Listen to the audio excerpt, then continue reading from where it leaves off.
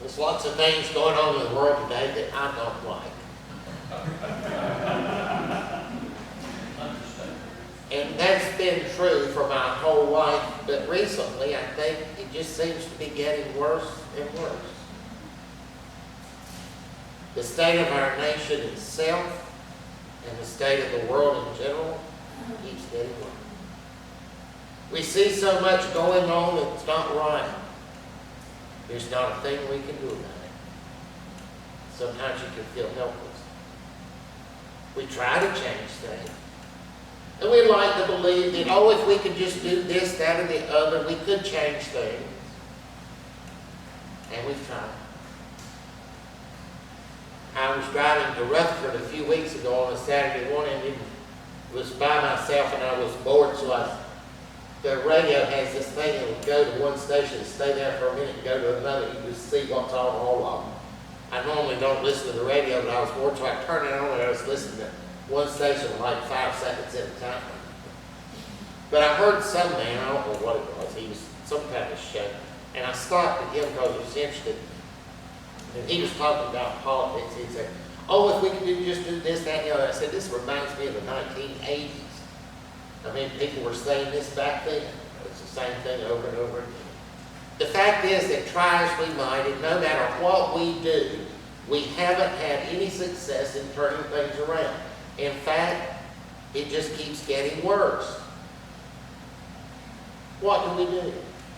No matter what we do, they are one step ahead of us. So how does Christianity speak to that? Now, one of the official Christian doctrines is that Jesus will come again. And Jesus came the first time, born as a baby in Bethlehem, and the Jews killed him on the cross. He resurrected from the dead. He ascended into heaven. Christians believe, though, that Jesus will come again, and this time will be different. He won't come as a baby, and nobody will kill him. He'll come with all the power and might of God. And he will come in judgment. When Jesus returns, evil will be destroyed, and the Bible presents it happening in a final cataclysmic battle that will be so destructive the earth is ruined, and then God will create a new earth. Now, this idea of the second coming of Jesus and the final destruction of evil are talked about in Christianity through the idea of judgment, specifically through the idea of a final judgment called Judgment Day. And the idea behind this is that there will come a specific time when everything is judged. Now, if you look in the Bible, you see lots of support for that. You see lots of support for the idea that at the second coming of Jesus, the time for repentance is past, and evil will be sifted out and obliterated. And the concept of judgment in the Bible means to sift out, to separate out.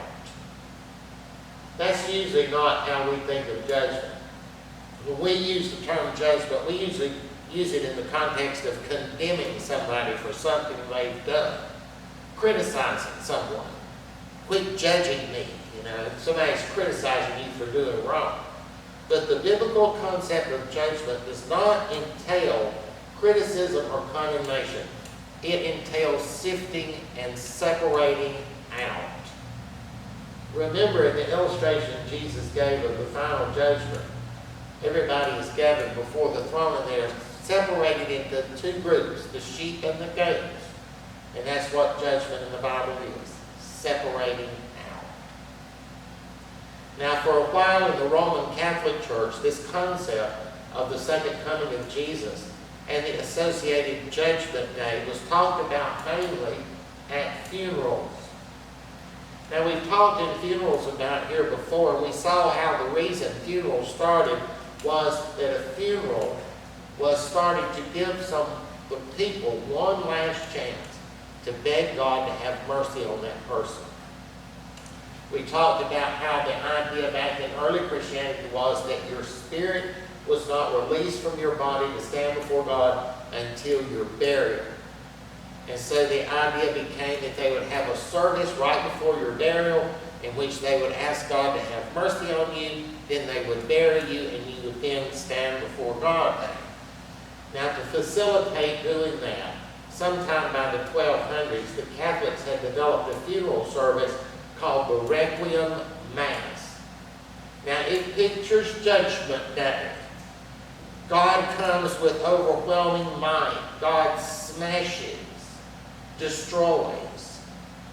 The Requiem Mass begs God to have mercy on us, deliver us from all that. It talks about fear and trembling, calamity, misery, bitterness. Judgment Day is a dreadful day. It's a horrible time. Everyone is scared to death and trembles.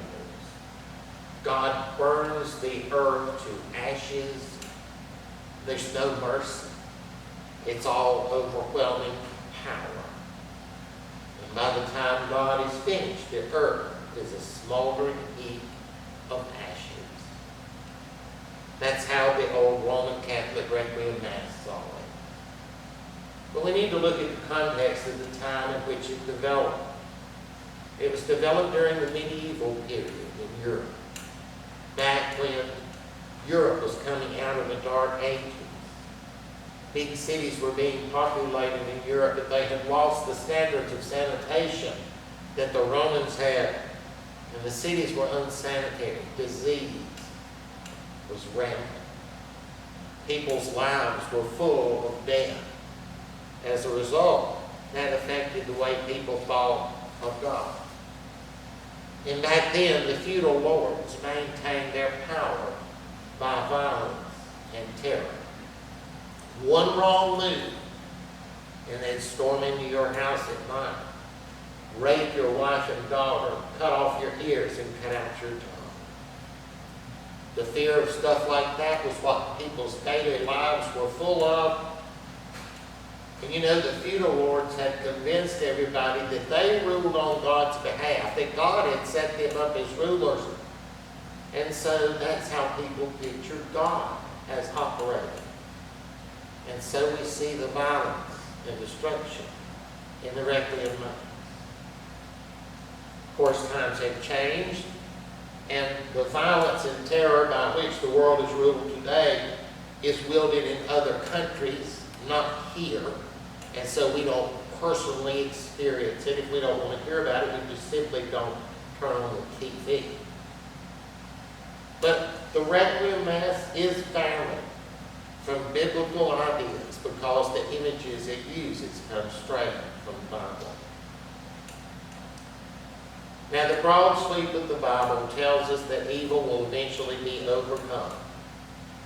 But the Bible makes clear, the book of Ephesians really makes us clear, that the evil we struggle against is not human evil, it's spiritual evil that manifests itself in the physical world. And so it is the spiritual evil that has to be conquered. It's just that the only way we see it is in the physical world. The idea of the eventual destruction of evil tells us that history is moving to a moral conclusion. It tells us that the end of the world will not come because evil won. Evil will not win. If you go to the book of Malachi in the Old Testament, to the 3rd chapter, there's a passage in there that Christians interpret as talking about Jesus and the second coming. And in there, God says, "You have said it is useless to serve God. What profit is it that we have kept God's ordinances, that we have walked as mourners before the Lord of hosts? They call the proud blessed, but those who do wickedness are raised up. They tempt God and go free." The people are saying, what use is it to follow God? Look out into the world. See these people. They ignore God. They do all kinds of wickedness. And they not only get by with it, they prosper. The wicked are the ones who prosper. Look at our country and the government. The liars are the ones who prosper. There's no justice in things. Why bother to try to do good when you can lie and come out on top? Why do good? That's what the people in Malachi's day were saying. Isn't that true today? When you can lie and make a cover-up and make a scene and just have it all, why do good? Dishonesty pays in the world. Lying pays. Greed pays. Taking advantage of other people pays. The people who get ahead are not people who are trying to follow God. It's people who are trying to follow their own selfish interests. They're following evil. When do they pay? We don't see them pay. Doing wrong is what pays. The people that get ahead are the ones who do wrong. Wrong wins. Good loses. Think about the things that have happened recently in the United States. Think about the things that are happening now in the world, where we see wrong winning. We see good losing over and over again. The second coming of Jesus and the idea of Judgment Day tell us that in the long run it will not work that way. It works that way now, but that's only temporary. You see, according to Christianity, history is moving toward a moral conclusion. Ecclesiastes chapter 3 said, in place of judgment, wickedness was there. In place of righteousness, iniquity was there. The tears of the oppressed have no comforter, but on the side of their oppressors there is power. There are just men to whom it happens according to the work of the wicked. There are wicked men to whom it happens according to the work of the righteous. Things don't work like they should. Things don't work the way God wants them to work. The wrong does not fail and the right does not prevail. It's just the opposite. So in order for things to change, the things that cause it to work the way it does now have to be gotten rid of and removed. They have to be separated out and removed. The reason for things working the way they do now has to be removed. And that's the meaning of judgment, sifting out. That's why these images of Judgment Day have so much destruction. The way things work now has to be sifted out and destroyed.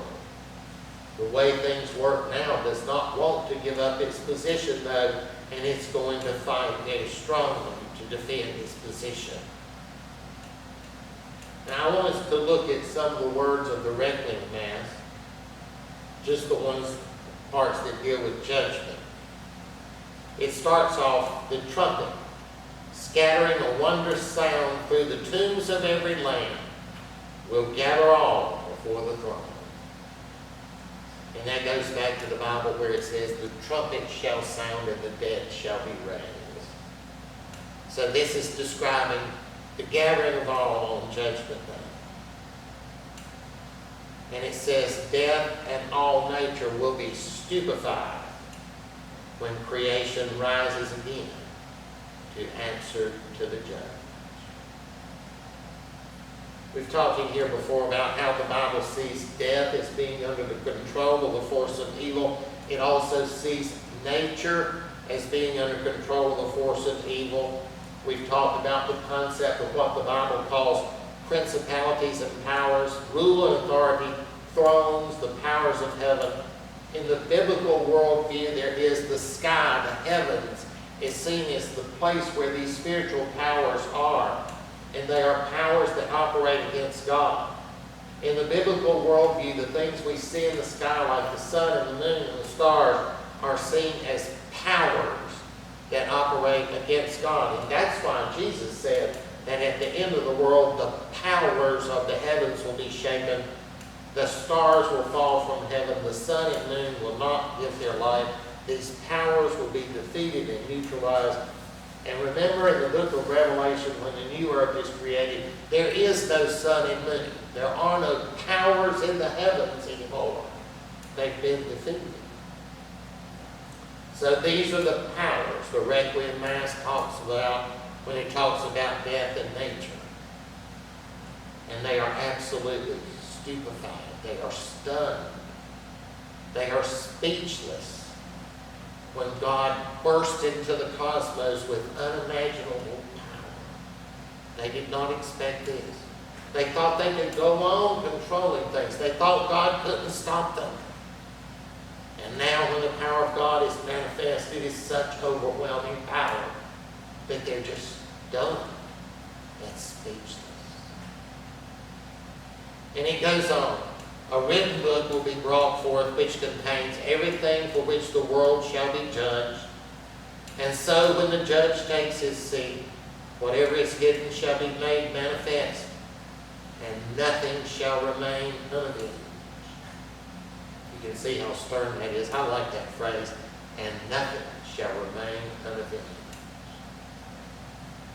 Now this part talks about the world. The world in the Bible is used to connote the domain of Satan. Jesus himself called Satan the prince or the ruler of this world. The Bible tells us the whole world lies under control of Satan. But on Judgment Day, that will come to an end. All the lies, all the deceit with which evil was able to maintain its power will be exposed. All the dishonesty, all the sleight of hand, everything, all of that will all be brought into the open and laid bare for all to see. Evil's biggest tool, which is deceit and lies, will be neutralized because it will be exposed. And nothing will remain unavenged. Every bit of the havoc and suffering the forces of evil have caused has been recorded. Every bit of it. Not even the smallest thing will be forgotten. All the havoc Satan and his forces of evil caused in the world will be avenged. Now what does that mean? A lot of people think that means God will lash out and punish for it. No, that's not what it means. The biblical connotation of that is it will be reversed, negated. It's not that it's going to be punished. It will be reversed and negated. It's not that God will come and get some kind of revenge or some kind of punishment for it and let all the effects of that stand. No, the effects of it won't stand. It's that it all will be reversed and negated. None of the works of evil and none of the effects of it will be left standing. That's what it means. And nothing will be unavenged. All of the effects of the works of evil will be reversed. Then the Requiem Mass says, "Deliver me, O Lord, from eternal death, on that awful day when the heavens and earth shall be moved, and when you shall come to judge the world with fire. I am seized with trembling. I fear the time when the trial shall approach, when the heavens and the earth shall be shaken, the day of wrath, a day of calamity and misery, a dreadful and exceedingly bitter day. Deliver me, Lord, from eternal death on that day." God will come in force, overwhelming force. There will be calamity and misery, bitterness, dread. And Jesus himself said that men's hearts will faint from fear when they see what's happening. It will be something never before seen. The overwhelming force of God will be unimaginable. So now we go back to what we talked about first. We see so many things going on now that we know what's right. All the lies and stuff coming out now, we know that stuff's not right. Everybody knows it's not right. We also know there's nothing we can do about it. They're a lot stronger than we are, and they just keep winning, and they'll keep winning. But Judgment Day, you see, is Christianity's answer to this. One day God will burst on the scene and reverse it. The powers operating against us are too strong for us to defeat, but they're not too strong for God. There's no way we can even slow them down. They're nothing more than gnats flying. They laugh at our thing. They do. They laugh at our thing. But one day they will. One day God will come and set things right. Why is God waiting so long? Why hasn't God already done that? We don't know. But the Bible does give us a hint. The book of 2 Peter says God does not intend for any to perish, but that all will come to remembrance. What about the suffering that's going on now while God is waiting? Doesn't that bother God to see all that suffering done? Remember though, we said nothing will remain unavenged. And we said that unavenged does not mean paid back or something. It means reversed and negated. All the suffering we're seeing now will be reversed. How can it be reversed? How can that be possible? We don't know. But that's what God promises us. In the face of living in a world where everything is getting worse and we are helpless to do anything about it, naturally we get upset, we don't like it, it bothers us. But one day it will change. The effects of what they've done won't stand. It'll be gone. Christians should see Judgment Day as good news. In fact, everybody should see Judgment Day as good news. Because remember, the Bible tells us that our enemy is not other people. No matter how bad they are, how much we don't like them. Our enemy is not other people.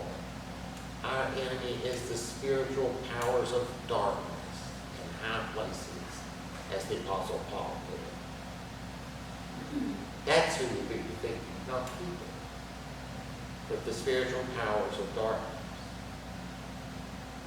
The world will be saved. For God so loved the world that he gave his only begotten Son, that whosoever believeth in him should not perish but have everlasting life. For God sent his Son into the world, not to condemn the world, but that the world through him might be saved. That's what salvation is. But that the world through him might be saved. There will come a time when the wrong will fail and the right will prevail. And that is the time Christians look forward to.